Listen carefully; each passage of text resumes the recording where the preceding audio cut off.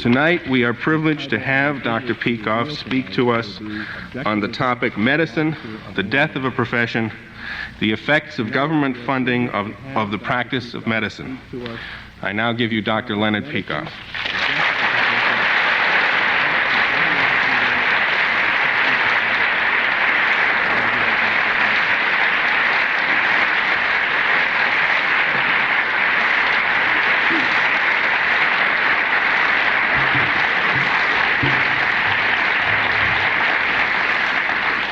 Thank you very much.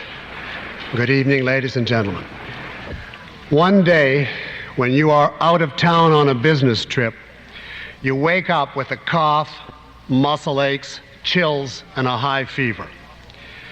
You do not know what it is. You start to panic, but you do know one action to take.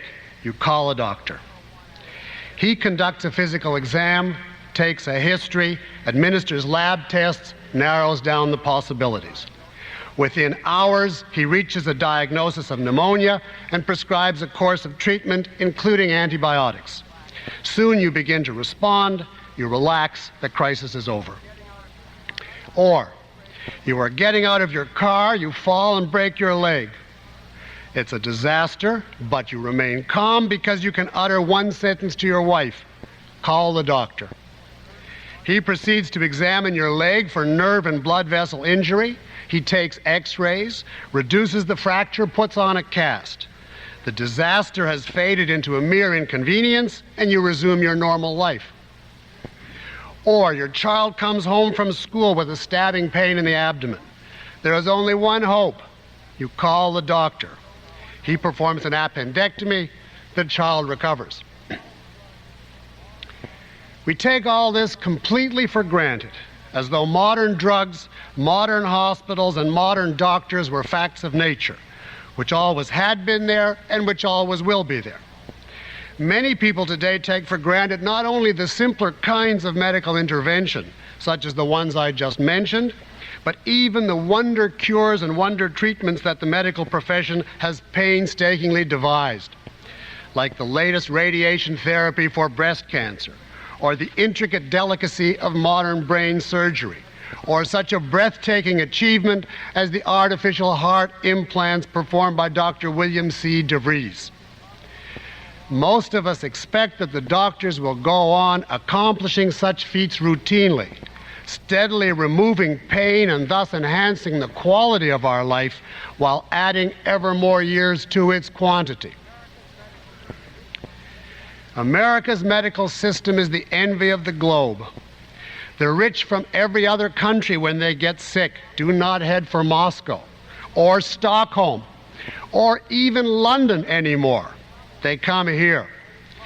And in some way, despite the many public complaints against the medical profession, we all know this fact. We know how good our doctors are and how much we depend on their knowledge, skill, and dedication. Suppose you had to go on a 6-month ocean voyage with no stops in port, with ample provisions and sailors, but with only one other profession represented on board in addition, and you could decide which it would be. Would you ask for your lawyer to come along? Your accountant, your congressman? Would you dare even to ask for your favorite movie star? Or would you say, bring a doctor, what if something happens? The terror of having no answer to this question is precisely what the medical profession saves us from.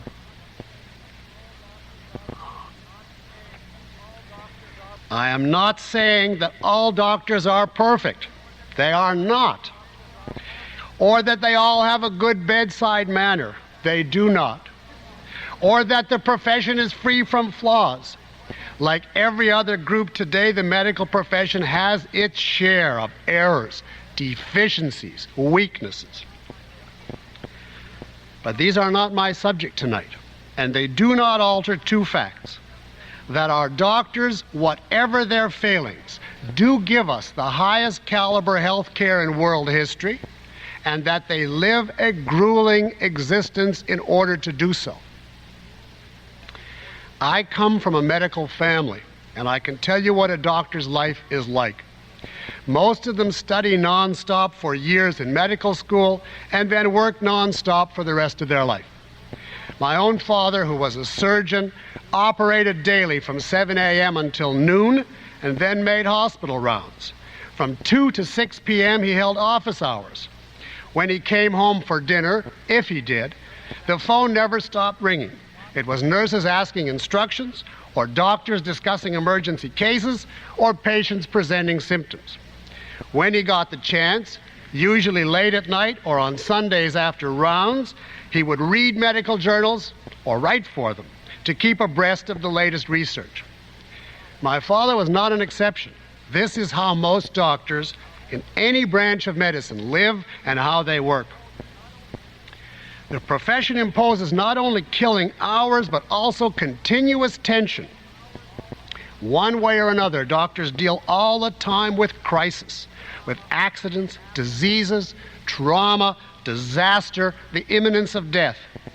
Even when an ailment is not a mortal threat, the patient often fears that it is, and he must be reassured, nursed through the terror, even counseled psychologically by the physician. The pressure on the doctor never lets up. If he wants to escape even for the space of a single dinner on the town, chances are that he cannot. He will probably get beat and have to rush to the emergency room just as the entree is being served.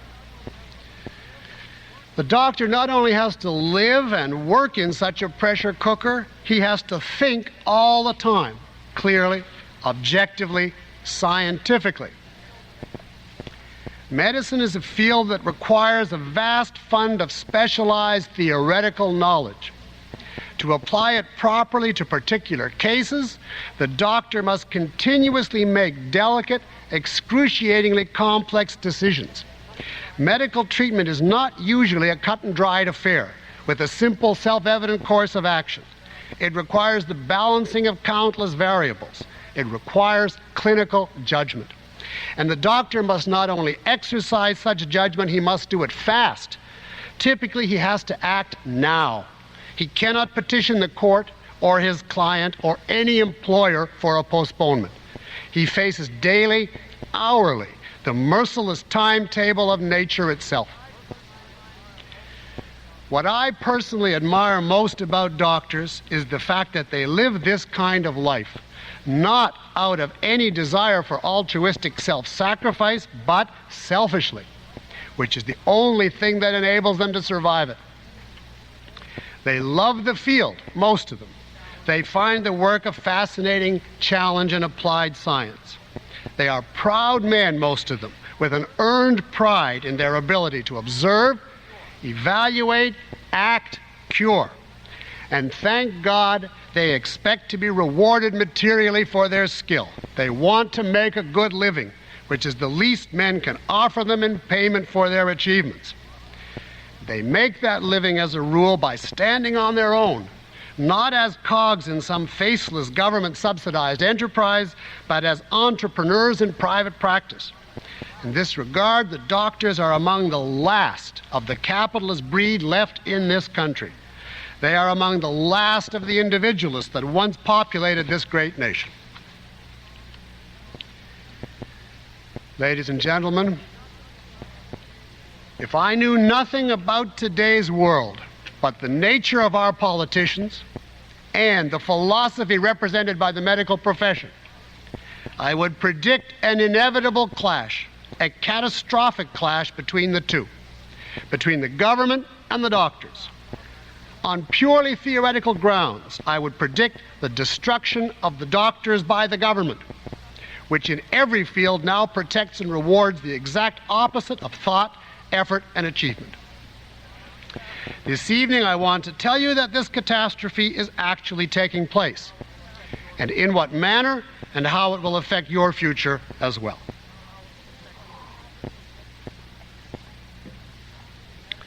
To understand what is happening in medicine today, we must go back to the beginning, which in this case is 1965, the year when Medicare and Medicaid were finally pushed through Congress by Lyndon Johnson. Medicare, as you may know, covers most of the medical expenses of those over 65, whatever their income. Medicaid is a supplemental program for the poor of any age. Those of us who opposed the Johnson plan argued at the time that government intervention in medicine is immoral in principle and would be disastrous in practice. No man, we claimed, has a right to medical care. If he cannot pay for what he needs, then he must depend on voluntary charity. Government financing of medical expenses, we argued, even if it is for only a fraction of the population, necessarily means eventual enslavement of the doctors, and as a result, a profound deterioration in the quality of medical care for everyone, including the aged and the poor.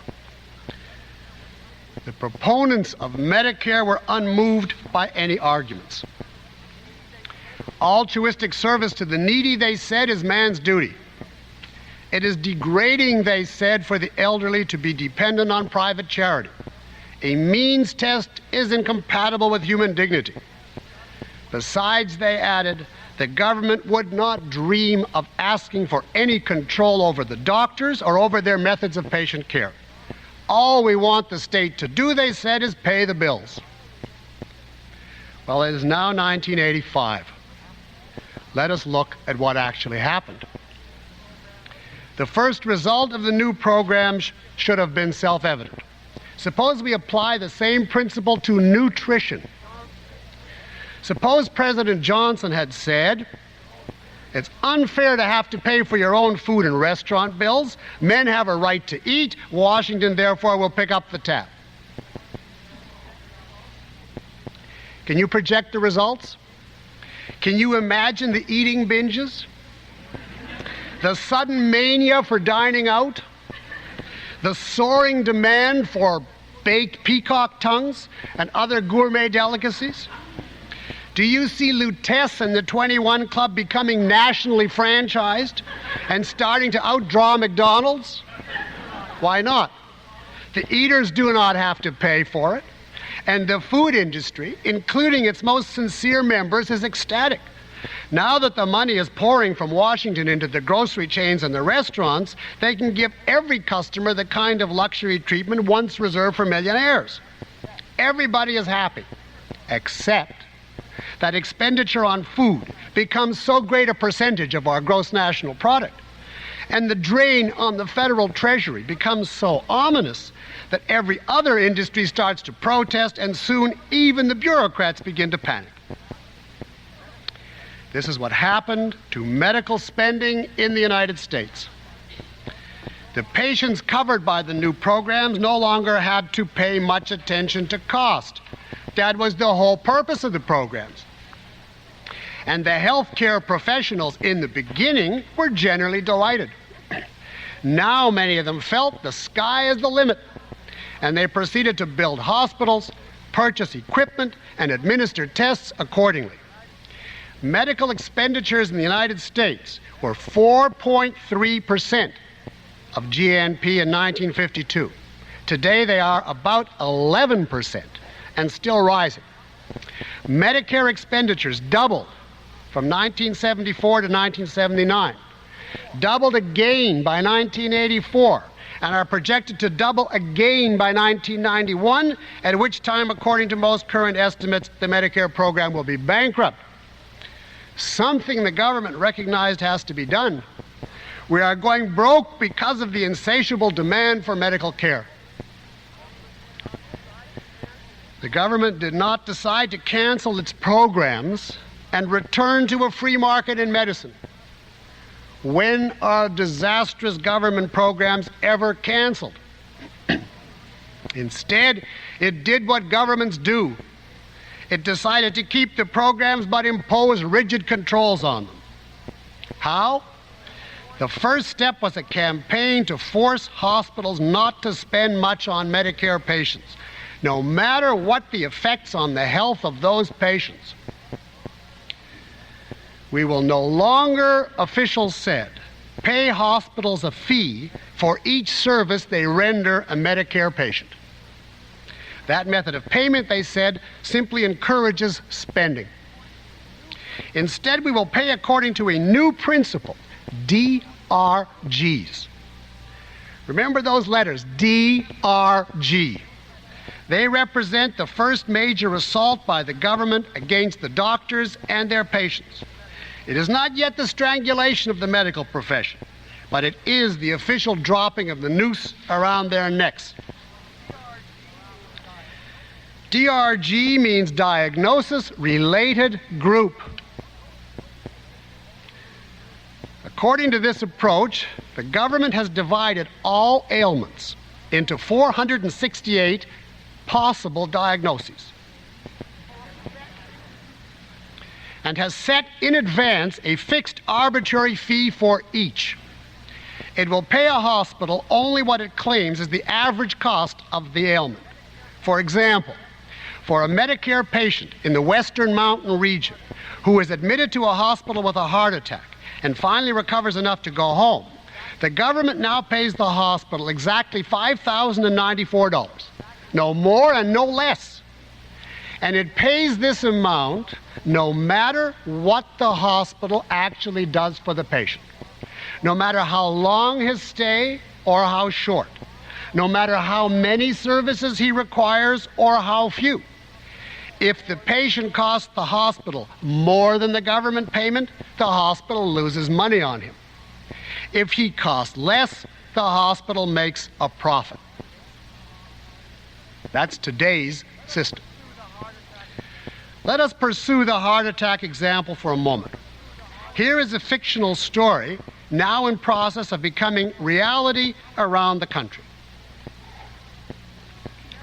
A man suffering from severe chest pains is taken by ambulance to the hospital. He receives certain standard tests, including a cardiogram, then is moved to the intensive care unit, the ICU, where his vital signs are continuously monitored. His doctor thinks that in this instance, a further test, an angiogram, is urgently indicated. This test would outline the arteries of the heart and indicate if one is about to close off, an event that could be fatal. The hospital administrator protests. An angiogram is expensive. It costs up to $1,000, about 20% of our total fee for this man. And who knows what else he's still going to cost us. You can't prove that this test is necessary, he says. Let's wait and see. The test is not given. Maybe the patient lives, maybe not. Several days later, the administrator comes to the doctor. You've got to get this man out of the ICU. It's costing almost $800 per day, and he's been there now for 5 days. What with everything else, we've already spent almost the whole payment we get for him. The doctor thinks that the patient still desperately needs the specialized nursing available only in the intensive care unit. The administrator overrules him. There's an area of judgment here, he says. We'll just have to take a bit of a chance on this case. Or the doctor decides that the patient is an excellent candidate for remedial heart surgery. A bypass operation, he thinks, would probably prolong the man's life considerably while relieving him of pain. But the man, after all, is elderly, and the operation would involve a lengthy hospital stay. Let's try a more conservative treatment first, the administrator says. Let's give him some medication and wait and see. Again, maybe the patient lives, maybe not. Let us say that he lives and goes back to the regular ward in the hospital.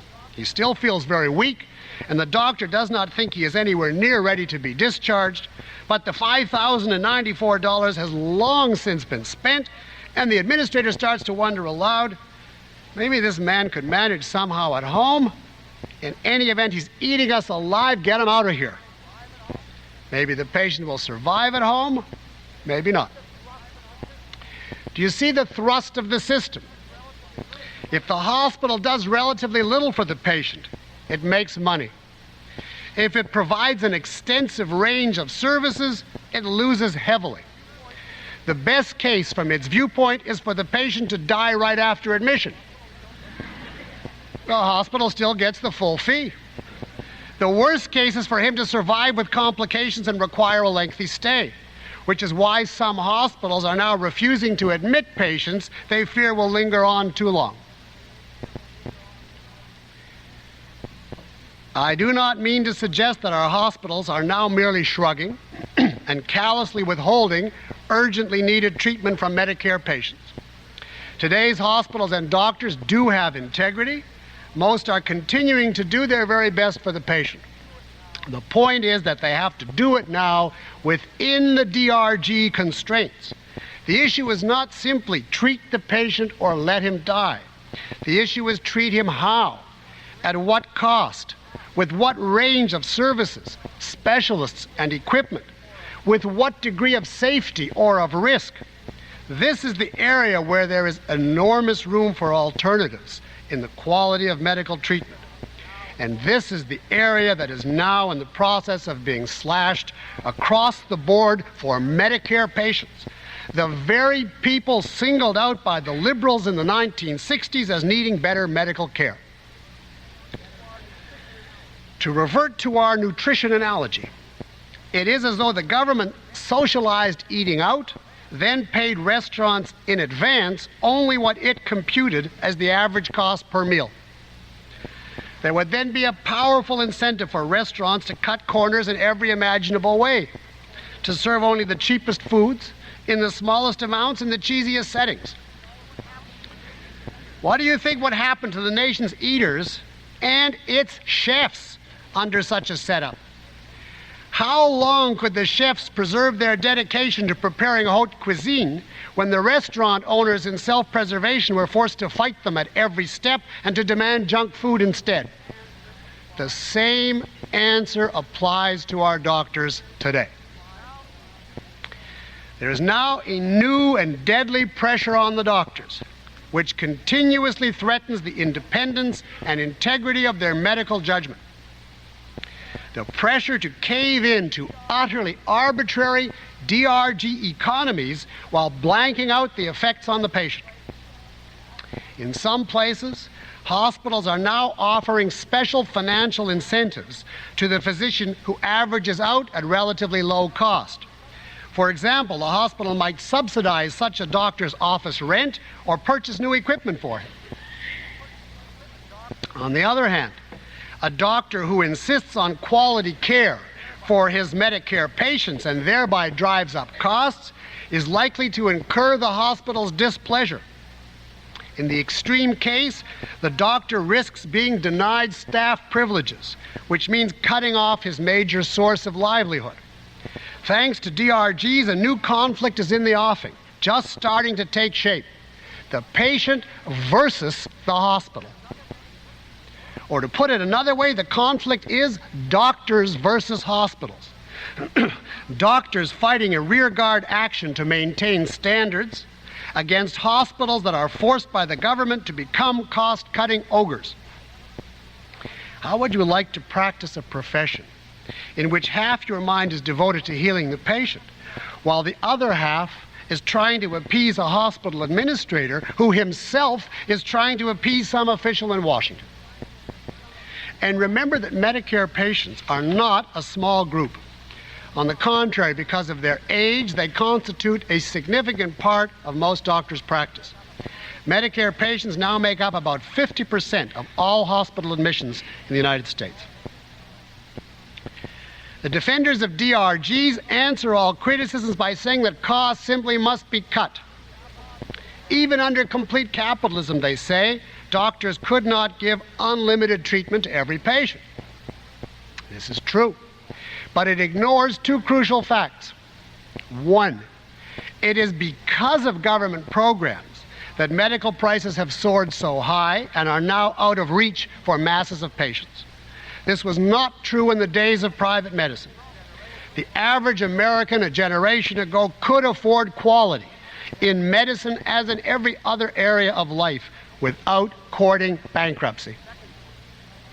And the second point is this: even if a patient could not afford it, at least in the pre-welfare state era, he was told the truth. As a rule, he was told about the treatment options available, and it was up to him, in consultation with his doctor, to weigh the various possibilities and decide how to cut costs. But under the present system, the hospital not only has to cut services drastically, it is to its interest to conceal this fact from the patient.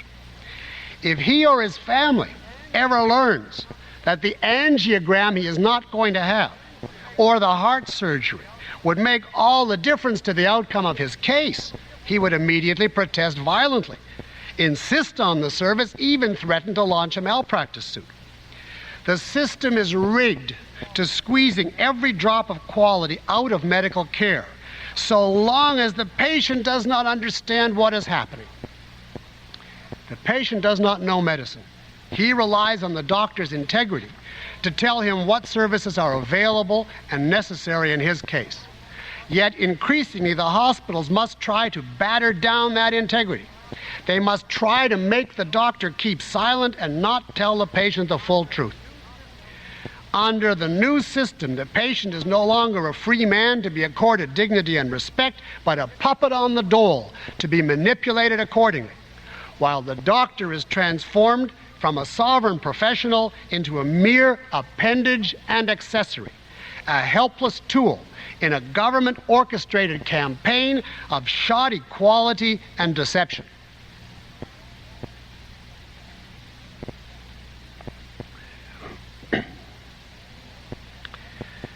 The government's takeover of medical practice is not confined only to public patients. It is starting to extend now into the private sector as well. This brings me to the HMOs, which are now mushrooming all over the country. HMO means Health Maintenance Organization. It could also have been called BBM, for Bargain Basement Medicine. In this setup, a group of doctors, perhaps with their own hospital, offers prepaid, all-inclusive medical care at a cheap rate. For a fixed payment in advance, a payment substantially less than a regular doctor would charge, the patient is guaranteed virtually complete coverage of his medical costs, no matter what they are. The principle here is exactly the same as that of the DRG system. If the patient's costs exceed his payment, the HMO loses money on him. If not, it makes a profit. Although HMOs are privately owned, the spread of these organizations is wholly caused by government. There were very few HMOs in the days of private medicine. As part of the government's campaign to lower the cost of medical care, however, Washington has recently thrown its immense weight behind HMOs, even going so far as to advertise nationally on their behalf and to give them direct financial subsidies. How do HMOs achieve their low rates? In essence, by the DRG method, the method of curtailing services. In this case, however, the cuts in quality are even more sweeping, inasmuch as the HMO embraces every aspect of medical care and not merely hospital costs. For example, HMO doctors do not generally have personal patients, nor does the patient generally have a choice of doctors or even necessarily see the same one twice. That is too expensive. The patient sees whoever is on duty when he shows up. The doctor gives up the luxury of following a case from beginning to end. Nor does the doctor have much time to spend with a given patient. HMOs are generally understaffed to save money. Typically, there are long waiting lines of patients. Further, the doctor must obtain prior authorization of any significant expenditure from a highly cost-conscious administrator. The doctor may detect a possible abdominal tumor and request a CAT scan. In effect, an exquisitely detailed 3D X-ray. But if the administrator says to him, "It costs a lot, I don't think it's necessary," the doctor is helpless. Or he may find that the patient has an aneurysm, a weakening of an artery that is like a time bomb waiting to go off, and he may want to operate to remove it. But the administrator can reply, "These cases often go years without rupturing. Let's wait a while." Like the doctor under DRGs, the HMO doctor too ultimately has to obey. He either keeps his costs within the dictated parameters or he's out of work. What kind of doctors are willing or eager to practice medicine under these conditions?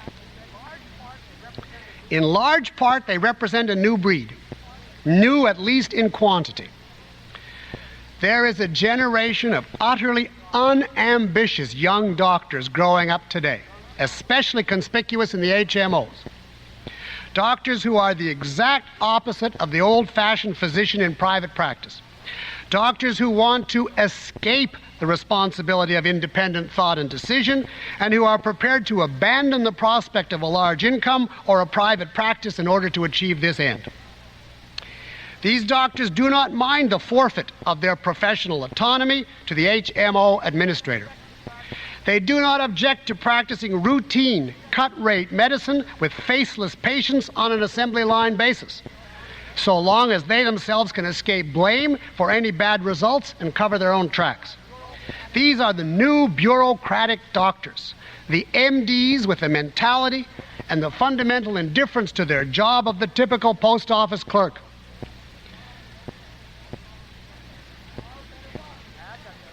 I hasten to add that there are better doctors in the HMOs, and that some HMOs are better than others.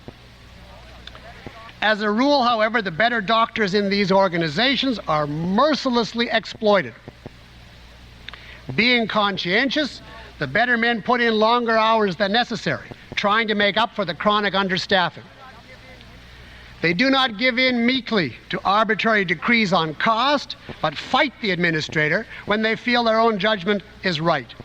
Increasingly, their professional life becomes a series of such fights, which makes them the heavies, hard to get along with and guilty of costing the HMO money, while their lesser colleagues capitulate to the system and take things easy. Time after time, the better men step in to bail out such colleagues, struggling to correct their errors, clean up their messes, rescue their patients. At a certain point, however, the better doctors start to get fed up. An HMO doctor in California, a qualified internist and a highly conscientious woman whom I know personally, told me the following story. I was looking through a pile of cardiograms one day, she said, and I saw one that was clearly abnormal. I knew that the man should be taken by ambulance to the emergency room for retesting and possible hospitalization. Then I thought, she said, it's late Friday afternoon, and it's going to take an hour and a half, and I'm not being paid for the extra work, and who will know if I wait until Monday? I was tempted for a moment to drop the whole thing and go home, but then the remnants of my conscience made me get up wearily and telephone the patient. This sort of thing, she concluded, happens all the time, and not just to me, and often the doctor does simply look the other way, unquote from her statement. Do you see what happens under a system in which the doctor is penalized for his virtue, or at the least is deprived of any incentive, spiritual or material, including pride in his judgment and payment for his work? Would you like your cardiogram to be in a pile on this new breed's desk? Yours is next. All of ours are. Because the cancer is growing inexorably. The debased standards inherent in government medicine are now spreading to the whole of medical practice in the United States. The new medicine is not restricted to Medicare patients or to HMO members.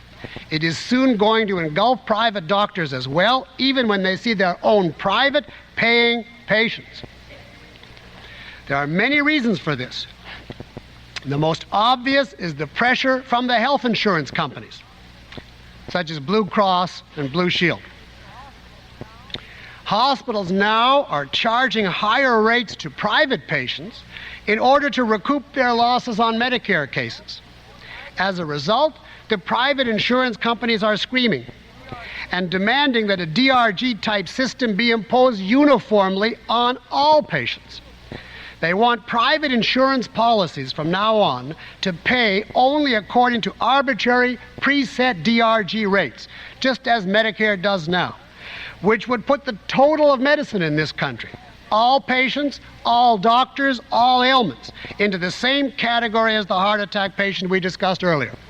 His fate would become everyone's, and the standards of American medicine would simply collapse. If this demand of the insurance companies surprises you, remember that there are no truly private health insurance companies in the U.S. today. What we have, in essence, is a government-protected, government-regulated cartel in this field. And what the cartel wants is not more freedom, but more money as a result of government favors, including stiffer government controls over medical costs. The end of the Medicare road, in other words, is complete socialized medicine. Now you can see the absurdity of the claim that state payment of medical bills will not affect the freedom of physicians or the quality of patient care. State funding necessarily affects and corrupts every private service. Communism, in fact, is essentially nothing more than state funding. The Soviets pretty much leave doctors and everyone else free to dream or fantasize within their own skulls. All the government does is fund everything. In other words, take over the physical means of every citizen's existence. The enslavement of the country, and thus the collapse of all standards, follows as a matter of course. Now let me backtrack for a minute.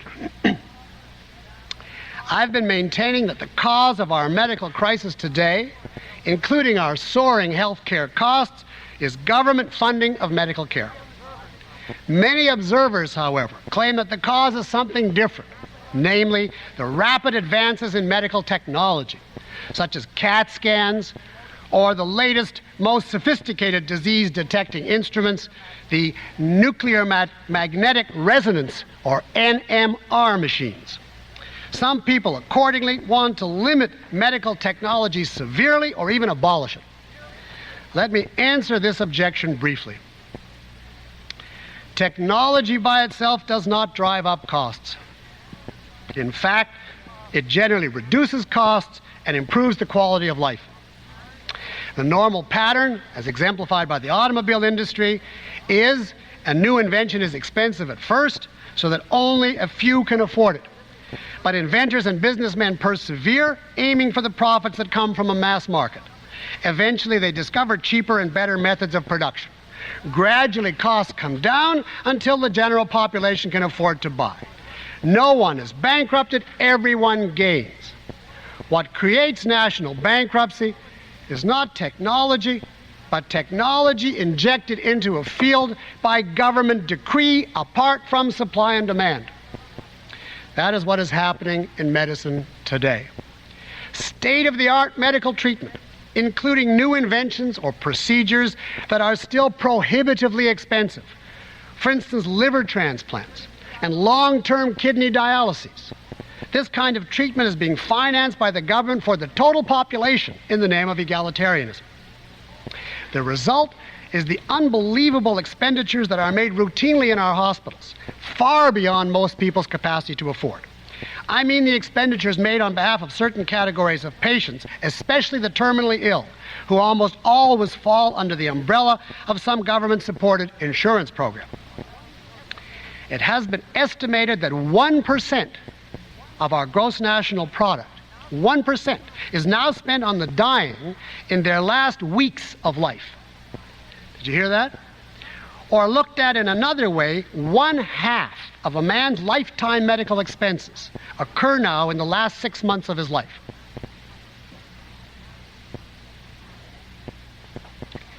In a free society, you yourself would have to make a choice. Do you want to defer consumption, cancel vacations, forego pleasures year after year, so as to extend your life in the ICU by a few months at the end? If you do, no one would interfere under capitalism. You could hoard your cash and then have a glorious spree in the hospital as you die.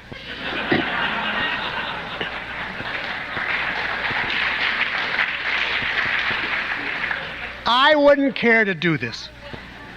It does not bother me that some billionaire can live months longer than I by using machinery that I couldn't dream of affording. I would rather be able to make ends meet, enjoy my life, and die a bit sooner. But in a free society, you are not bound by my decision. Each man would make and finance his own choice. The moral principle here is clear-cut. A man has a right to act to sustain his life, but no right to loot others in the process. If he cannot afford some science fiction cure, he must learn to accept the facts of reality and make the best of it. In fact, in a free society, the few who could easily afford costly discoveries would, by the normal mechanism, help bring the cost down. Gradually, more and more of us could afford more and more of the new technology, and there would be no health cost crisis at all. Everyone would benefit, no one would be crushed. The terminally ill would not be robbing everyone else of his life, as is happening now, thanks to government intervention. The elderly would not be devouring the substance of the young. Well, now let me return to my main theme. Have I now covered, at least in essence, the ways in which government is wrecking the practice of medicine and tightening the noose around the doctors' necks? I have barely scratched the surface. For example, I have not even mentioned the formal introduction of the principle of collectivism into medical practice, of committee medicine as against individual judgment. This is exemplified by the flourishing PROs, or professional review organizations in our hospitals, which act to oversee and strengthen the various DRG controls. It's a whole alphabet today. PROs are committees of doctors and nurses established by the government to monitor the treatment of Medicare patients and especially to cut its cost. Committees with substantial power to enforce their arbitrary judgments on any dissenting doctor. These committees are the equivalent in the Medicare system of the HMO administrators and have potentially the same kind of all-encompassing power to forbid hospital stays, along with the associated tests and surgical procedures that the admitting doctor thinks are required. Nor have I yet mentioned CONs, certificates of need.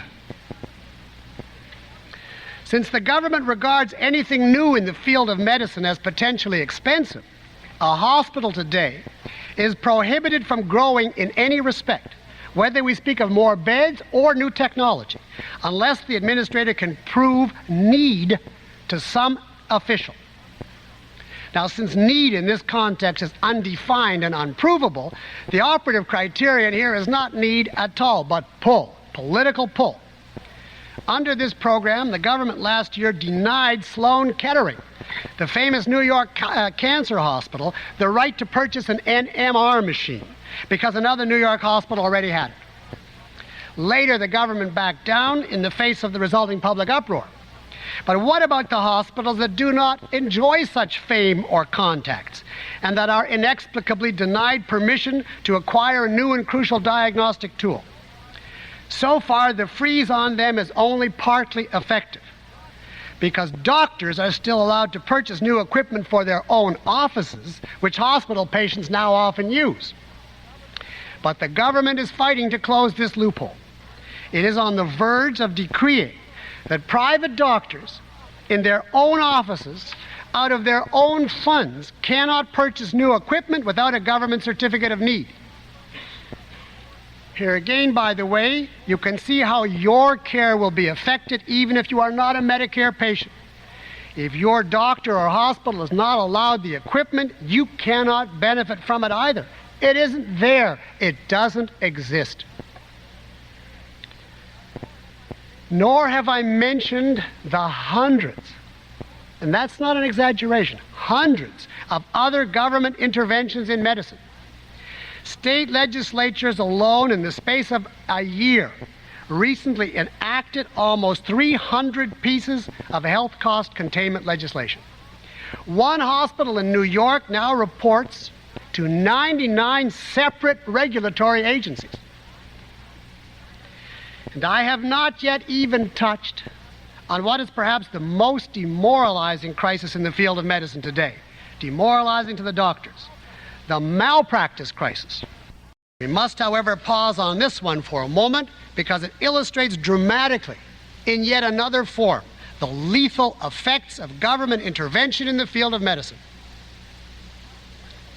Medical malpractice suits have trebled since 1975. There are now about 16 lawsuits for every 100 doctors. In addition, awards to plaintiffs today average around $1/3 and are steadily climbing. The effect of this situation on physicians is unspeakable. First, I have been told there is fear, chronic fear, the terror of the next attorney's letter in the mail. Then there is the agony of drawn-out legal harassment, including endless depositions and a protracted trial. There is the exhaustion of feeling that one lives in a malevolent universe and that every patient is a potential enemy. Always there is the potential nightmare, a career-destroying verdict. And whatever the verdict, win or lose, there is the fact that all of the doctors, innocent and guilty alike, are paying for it. They are paying for the exorbitant awards in the form of unbelievable insurance premiums. Over $100,000 per year per physician in some places. In response to this situation, doctors are forced to engage wholesale in what is called defensive medicine. In other words, the performing of unnecessary tests or procedures solely in order to build a legal record and thereby prevent the patient from suing later. For example, I heard about the case of a man falling and bumping his. Since there was no evidence of any head injury, there was no basis in the doctor's judgment to order an expensive series of skull x-rays. But if he does not order it, he takes a chance. If months or even years later the man should develop mysterious headaches, the doctor might be sued. He might be charged retroactively with negligence, since he omitted a test that might have shown something that might have prevented the headaches. So the doctor has no choice. He has to order the test to protect himself. By a conservative estimate, defensive medicine now accounts for about 1/3 of all health care costs. The medical profession did not suddenly turn evil or irresponsible in the last decade or so. We must ask, what is the cause of the soaring lawsuits? The most immediately apparent answer lies in the law, which has now lost any pretense at rationality. The standards of liability are corrupt. Negligence in any rational sense of the term is no longer the legal standard. Today's standard, in effect, demands of the doctor not responsible care, but omniscience and omnipotence. For example, if a doctor prescribes a drug that is safe by every known test, and years later it is discovered to have side effects undreamed of at the time, the doctor can be sued. Was he negligent? No, merely non-omniscient. If he treats a patient with less than the most expensive technology, whether the patient can afford it or not, he can be sued. Quote, you open yourself to a malpractice suit. This is from an attorney in the field. If you give even the appearance of letting financial considerations conflict with good patient care. Unquote. Or, if a baby has a birth defect that can be ascribed to the trauma of labor, the obstetrician may be sued for not having done a cesarean, even though there were no advance indications for one. Because, as one obstetrician puts it, most people, quote, assume that anything less than perfection is due to negligence, unquote. This last statement actually reveals the operative principle of the law today, not of some crackpot radical, but of the law. The patient is entitled to have whatever he wishes, regardless of cost or means. It makes no difference what doctors know or whether the money exists. The patient's desire is an absolute. The doctor is a mere serf, expected to provide all comers with an undefined, perfect care somehow. Do you see where this idea comes from? It is the basic principle which underlies and gave birth to Medicare.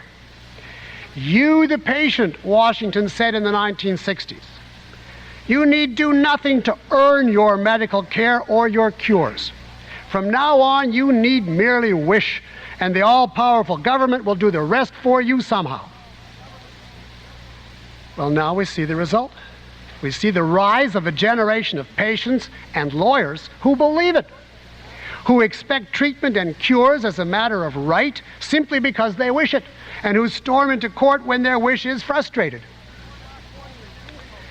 The government not only inculcates such an attitude psychologically, but makes it seem financially feasible as well, because Washington has poured so much money into the field of medicine for so long. How else could anyone afford the defensive tests or the inflated medical prices necessary to help pay for the incredible malpractice awards? They could not have been afforded in a free market context. In the days of private medicine, there was no malpractice crisis. There was neither the public psychology nor the irresponsible funding that it requires. But now, thanks to government, there is both. And there is also a large enough core of unscrupulous lawyers who are delighted to cash in on the disaster. Lawyers who are eager to extort every penny they can from conscientious, bewildered, and in most cases utterly innocent doctors, while grabbing off huge contingency fees for themselves in the process. The only solution to the malpractice crisis is a rational definition of malpractice, which would restrict the concept severely to cases of demonstrable negligence or irresponsibility within the context of objective definitions of these terms, taking into account the knowledge and the money available at the time. But this is impossible until the government gets its standards and its cash out of the medical business altogether.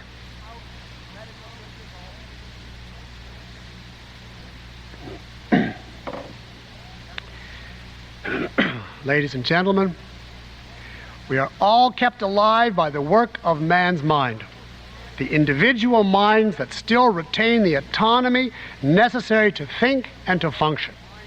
In medicine, above all, the mind must be left free. Medical treatment, as I've said, involves countless variables and options that must be taken into account, weighed, summed up by the doctor's mind and subconscious. Your life depends on the private inner essence of the doctor's function.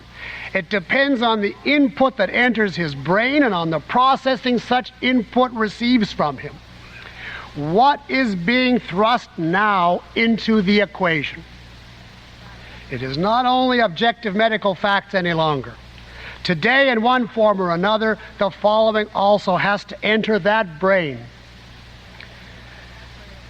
The DRG administrator will raise hell if I operate, but the malpractice attorney will have a field day if I don't.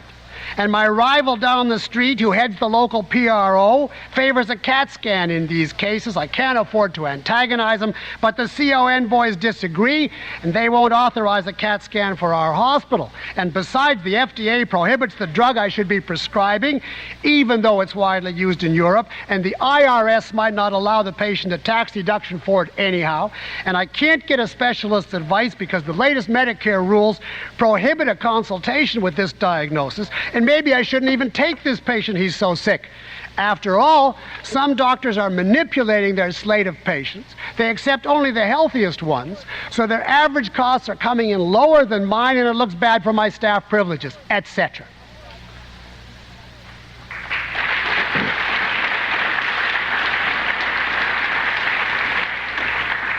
Would you like your case to be treated this way? By a doctor who takes into account your objective medical needs and the contradictory, unintelligible demands of 99 different government agencies and lawyer squads. If you were a doctor, could you comply with all of it? Could you plan for or work around or deal with the unknowable? But how could you not? Those agencies and lawyer squads are real, and they are rapidly gaining total power over you and your mind and your patients. In this kind of nightmare world, if and when it takes hold fully, thought is helpless. No one can decide by rational means what to do. A doctor either obeys the loudest authority or he tries to sneak by unnoticed, bootlegging some good health care occasionally, or he gives up and quits the field. Now you can understand why the philosophy of objectivism holds that mind and force are opposites, and why innovation always disappears in totalitarian countries, and why doctors and patients alike are going to perish under socialized medicine if its invasion of this nation is not reversed. Conservatives sometimes observe that government, by freezing medical fees, is destroying the doctor's financial incentive to practice. This is true enough, but my point is different. With or without incentive, the doctors are being placed in a position where they literally cannot function, where they cannot think, judge, know what to do, or act on their conclusions. Increasingly, for a man who is conscientious, today's government is making the practice of medicine impossible. The doctors know it, and many have decided what to do about it. In preparation for this talk, I spoke to or heard from physicians around the country. I wanted to learn their view of the state of their profession. From New York to California, from Minnesota to Florida, the response was almost always the same. I'm getting out of medicine. I can't take it anymore.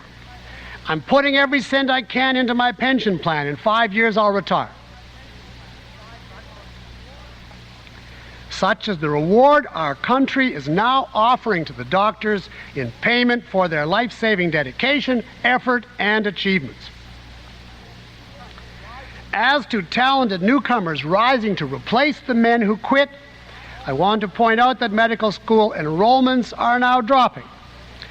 Bright students today, says the president of the Mount Sinai School of Medicine, are, quote, discouraged by the perception of growing government regulation of medicine, unquote. Note that it is bright students about whom he speaks. The other kind will always be in ample supply. Any government program has beneficiaries who fight to keep the program going. Who is benefiting from the destruction of the doctors? It is not the poor. A generation ago, the poor in this country received excellent care through private charity, comparatively much better care than they are going to get now under the DRG and HMO approaches. The beneficiary is not the poor, but only one subgroup among them. Those who do not want to admit that they are charity cases. Those who want to pretend that they are entitled to medical handouts as a matter of right. In other words, the beneficiary is the dishonest poor, who want righteously to collect the unearned and consider it an affront even to have to say thank you. And there is another beneficiary, the new 9-to-5 civil servant doctor, the kind who once existed only on the fringes of medicine, but who now basks in the limelight of being a physician and healer because his betters are being frozen out. And there is one more beneficiary, the medical bureaucrats, lobbyists, legislators, and the malpractice lawyers. In short, all the force wielders now slithering out of their holes, gorging themselves on unearned jobs, money, fame, and or power by virtue of having sunk their fangs into the body of the medical profession. Altruism, as Ayn Rand has demonstrated, does not mean kindness or benevolence. It means that man is a sacrificial animal. It means that some men are to be sacrificed to others. The United States today is a textbook illustration of her point. The competent doctors, along with their self-supporting patients, are being sacrificed to the parasites, the incompetents, and the brutes. This is how altruism always works. This is how it has to work by its nature. The doctors resent today's situation passionately. Many of them are ready to quit, but not to fight for their field. At least not to fight in the manner they would have to if they were to have a chance of winning. In part, this is because the doctors are frightened. They sense that if they speak out too loudly, they may be subject to governmental reprisals. Above all, however, tragically, the doctors feel guilty. Their own professional motivation, The personal, selfish love of their field and of their mind's ability to function is noble, but they do not know this. For ages, they have had it pounded into them that it is wrong to have a personal motivation, wrong to enjoy the material rewards of their labor, wrong to assert their own individual rights. They have been told over and over that they should want to sacrifice themselves to society even if they don't. And so they are torn now by a moral conflict and silenced by despair. They do not know what to say if they quit or how to protest their enslavement. They do not know that selfishness, the rational selfishness they embody and practice, is the essence of virtue. They do not know that they are not servants of their patients, but, to quote Ayn Rand, traitors like everyone else in a free society, and they should bear that title proudly, considering the crucial importance of the services they offer, unquote. If the doctors could hear just this much and learn to speak out against their jailers, there would still be a chance. But only if they speak out as a matter of solemn justice, upholding a moral principle, the first moral principle, self-preservation.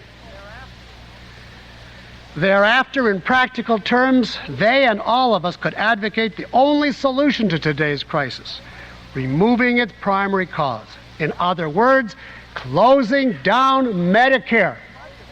Not reducing its budget, that will simply tighten the DRG noose, but repealing the program altogether. In principle, the method is simple.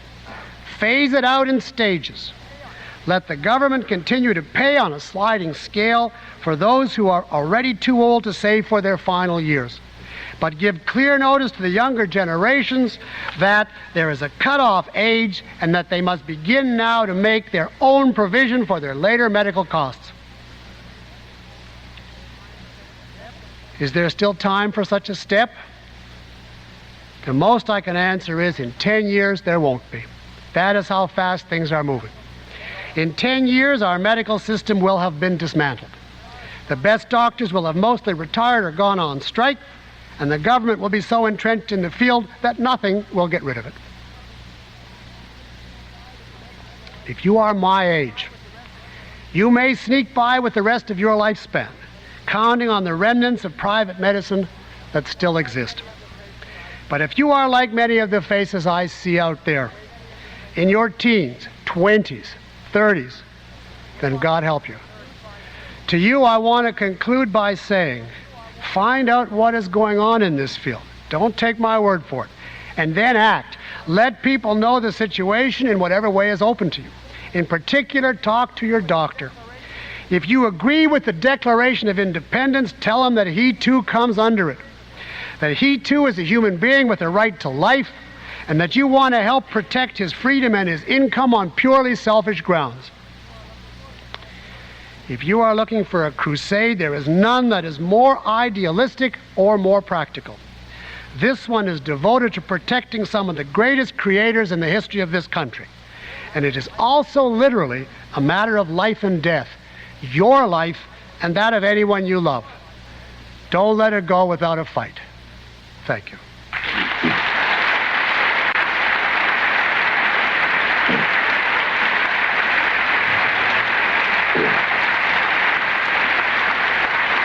Thank you very much.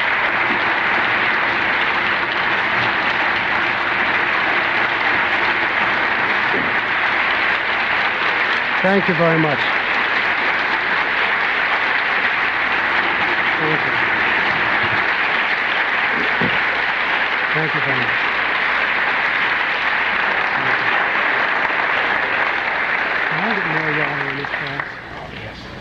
Peikoff, I want to thank you on behalf of the Ford Hall Forum for sharing your insights with us, for your careful and thoughtful analysis.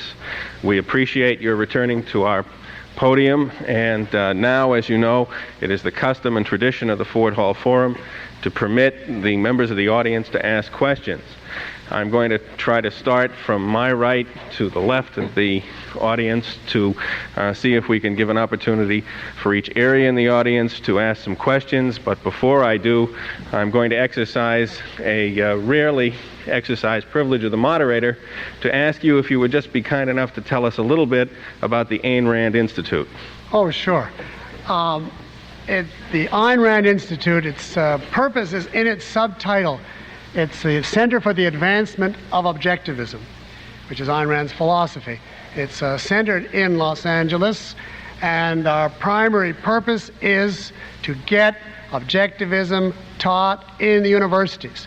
We regard the future of the country as depending on ideas, and the universities are the center of ideas, the center of disseminating ideas. Right now, the universities are shamefully closed to any philosophic dissent, and the primary mandate of the Institute is to penetrate this barrier by every means legal and possible, and we have a whole series of programs to achieve that purpose.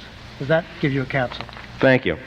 I'll start over here on my right. As you know, it is our custom to permit the moderator to repeat the question in the microphone, so I ask you to be kind to me and please have your questions brief.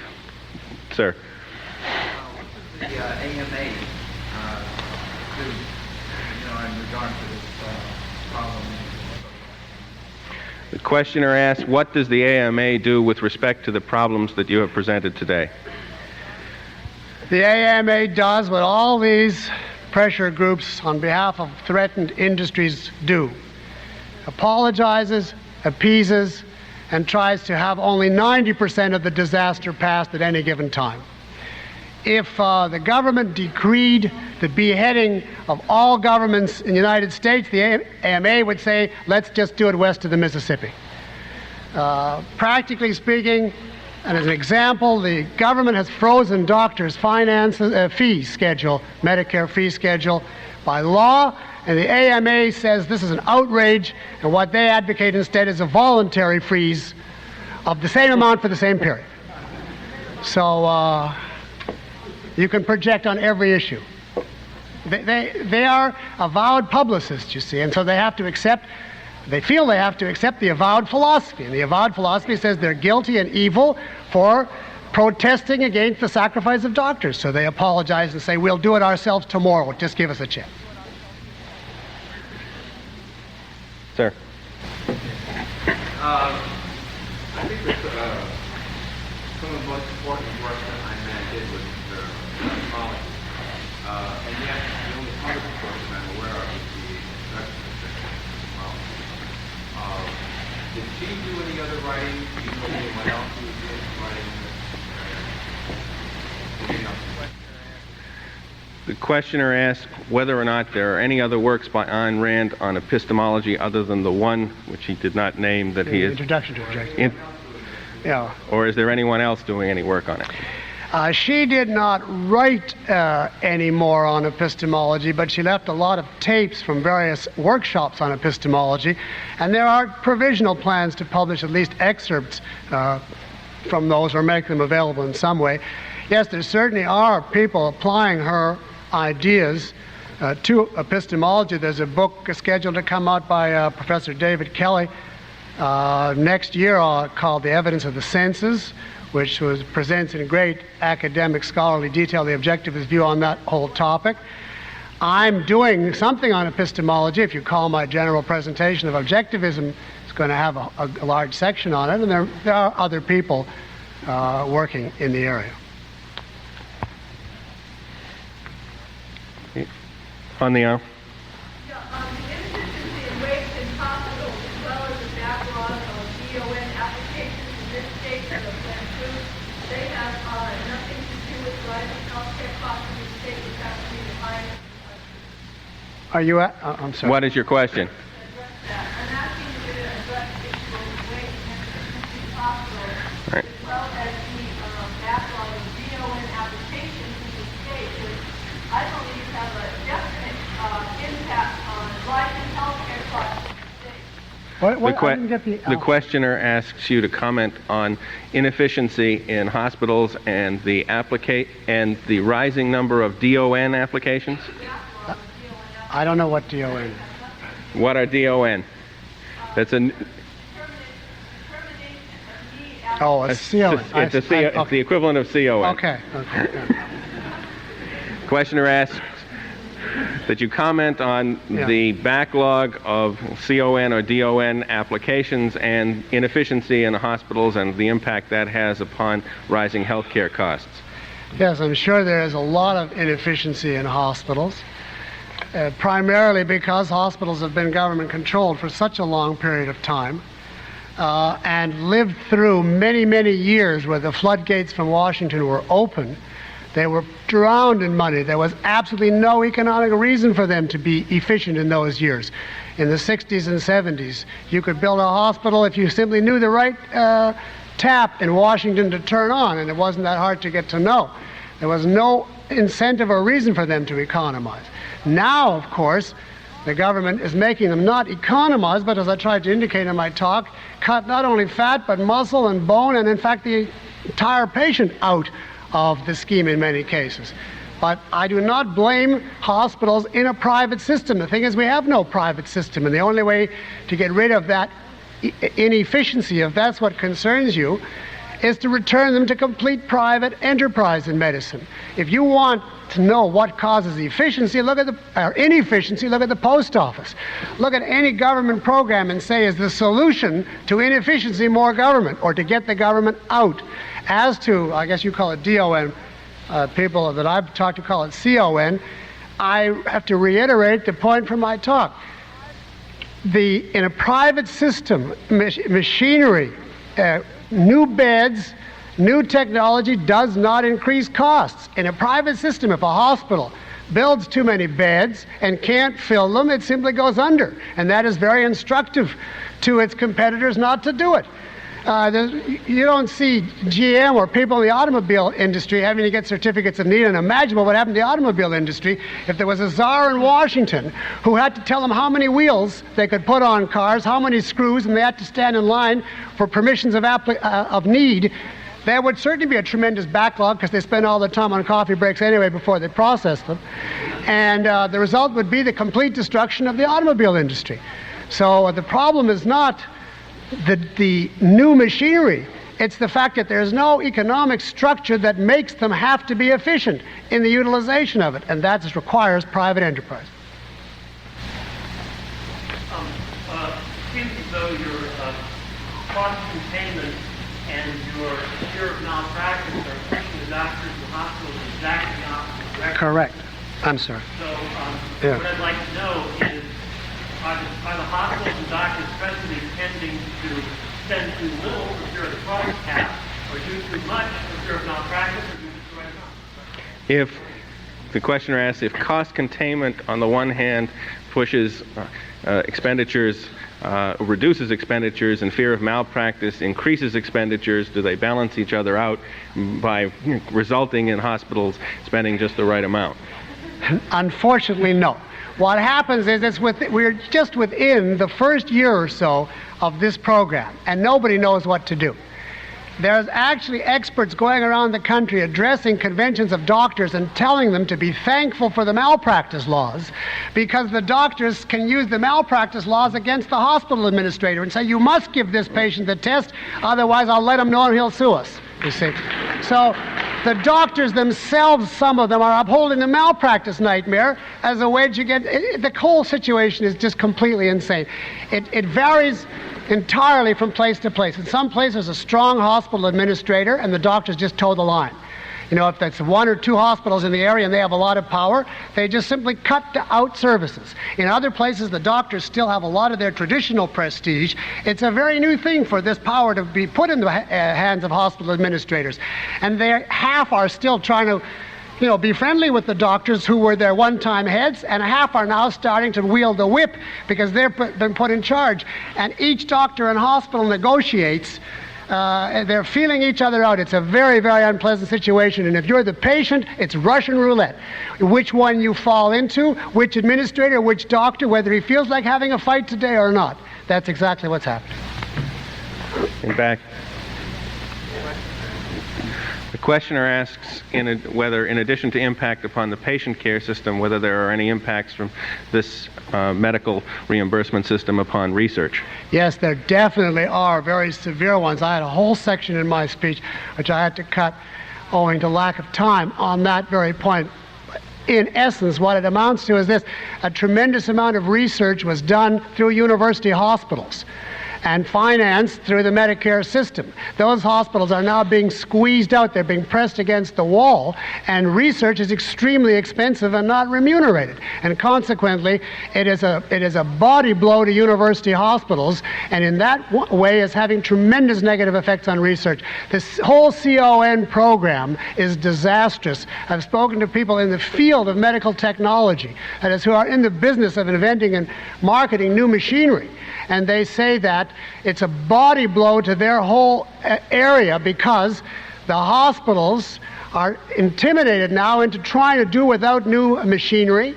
There's a constant fight for getting the pull to allow the new machinery, and if they get one new piece of machinery, they lose their rights to more beds and they have to negotiate.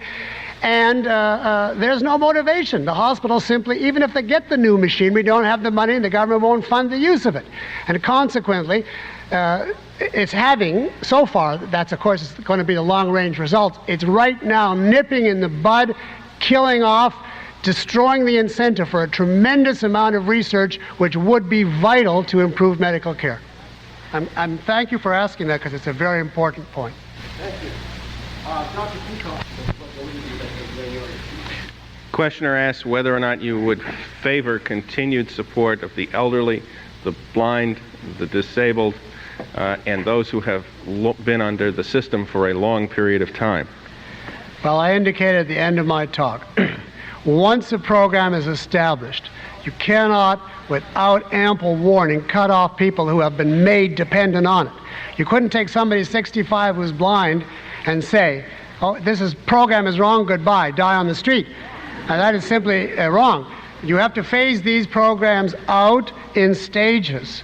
And you have to indicate to people who are now 35 and can see, you better put money in the bank, because if you get to be 65 and blind, it's on your head. What I say is, though, after a preliminary transition, there should be no government intervention in medicine for anyone. Sick, healthy, blind, sighted, old, young, over or under 65 with $1 million or zero. None. I would say abolish government in the field of medicine altogether. If I gave a speech on how the government is destroying bread and the baking of bread, it would not be valid to say, what about people who are hungry? If you're worried about people who are hungry, the first thing is there's got to be bread. And then if you can't kill the bakers, then you can say to the bakers, there's a few people who are hungry, would you be a nice guy and contribute a loaf every once in a while if this guy really can't help himself? That's what voluntary charity means. That is the only thing you can do with bread, and that's the only thing you can do with medicine. The alternative to try to harness and enslave the providers of medical services in the name of the alleged rights of the needy is immoral, and the consequence in practice is you simply wipe out the needy along with everybody else. If you want a lesson in what does government medical care mean, you don't even have to go to Britain anymore. Go to Medicaid. Medicare, they still have a veneer of concern because Medicare includes wealthy people. But Medicaid is really for poor people. And you should see the medical treatment that Medicaid patients get. As the government says, we have not attempted to maintain quality in the Medicaid program. So if you're worried about the needy, you better be for laissez-faire capitalism.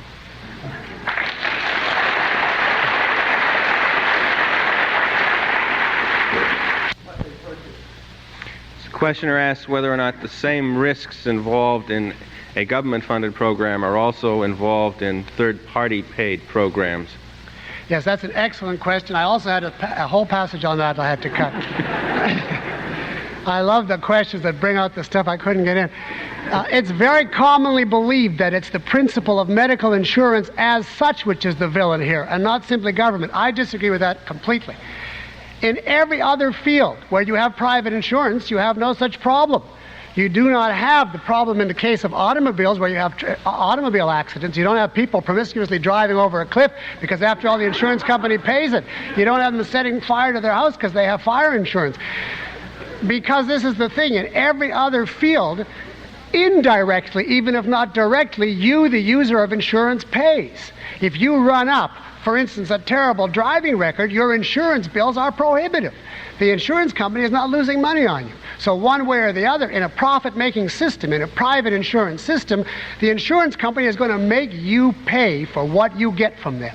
Otherwise, how are they going to stay in business?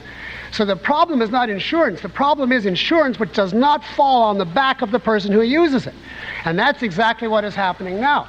If we had private insurance companies, they would come to you next year, for instance, and say, well, look, you had appendectomy, a gastrectomy, who knows what else last year. We can't keep you on our rolls for $50 next year. Your fee next year is now $25,000. And after that, you'd be very careful what you ate so as not to get another gastrectomy. But if the government is paying, what's it to you? And today, the government is doing it, whether it's called Blue Cross or Blue Shield, doesn't make any difference. HMOs, for instance, are forbidden by law to define their premiums according to the health of their patients. They must give the same cost to everybody. If you come in and you're a teenager strapping in health, and you are a basket case of 85, they get the same exact price by law. So you can see why the government is all for HMOs, because they want to herd all the elderly Medicare patients into HMOs because it'll cut their costs. That the fact that the Medicare, what's going to happen to those people, what do they care? A couple of questions from this side. Yes, sir. Without support, doctors defending themselves. Questioner asks whether there is any mechanism to help support doctors defending themselves. There is all kinds of doctors' groups protesting, but I do not know of any that are doing it by the method that would be required if they were to accomplish anything. In other words, by reference to a proper philosophy. They are arguing, as far as I can see, on this given program is not practical and let's have a different form of government intervention instead. The problem is to get doctors to see the ideological, the philosophic roots of the crisis, and that I do not know anybody doing. As far as the mechanism, what I am doing, have already done, is circulated this speech quite widely in draft form among, I think we must have sent it out to well over 24 different medical groups to see if they're interested in the ideas and to see what response. That was just done very recently, so I can't really report on what the consequences are. I do know the Ayn Rand Institute, as one of its projects, is going to try to disseminate this speech to the medical profession, or at least to leading members of it. I don't know any other method. I wish I did. Last question. Good question. Questioner asks whether or not the AMA's monopoly has a tendency to produce the results you have discussed. Yes, it does. It does in exactly the way you could make this point.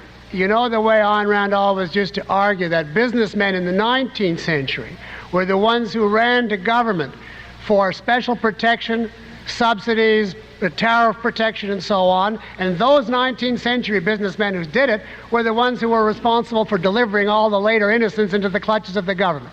You can make an analogy to the medical field, because doctors demanded government licensing. They demanded monopolistic control of who could and couldn't practice medicine. They arrogated political power in this field by their own demand, and a lot of them were behind the original program. As I indicated, they thought this will mean money pouring into the medical field. Those doctors in the early decades of this century who started that attitude are still in the AMA. Not all of the AMA are like that, but some certainly are. And they are certainly very, very grievously responsible. But as I say, there's a tremendous number of completely innocent doctors. The solution in this regard is there should not be government licensing of medical practice. That is not something that is a proper function of a government. In a free society, you do not have to go to an ignorant bureaucrat and ask for a ticket to practice a scientific specialty. You depend...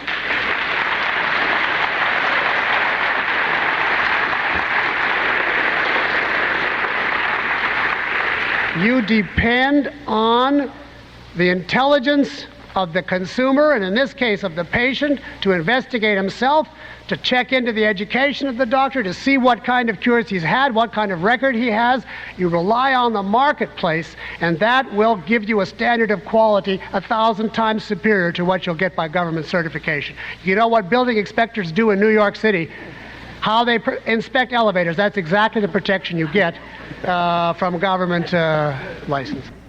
I made a note to myself on several pages, and I forgot. I want to just publicly thank my brother, because he is a surgeon in Nevada. He's here tonight right in the front, and he is the one who taught me everything I know about the medical field. He called me about 6 months ago, and he said, "Why don't you tell people what's going on in the field of medicine?" I hadn't the faintest idea what he was talking about.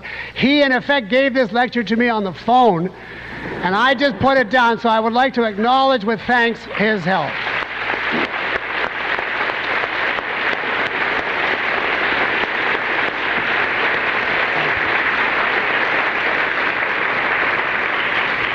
Dr. Peikoff has kindly indicated that he will be available briefly in the Frost Lounge, which is out at the front of the auditorium, should any of you wish to ask any further questions. Thank you.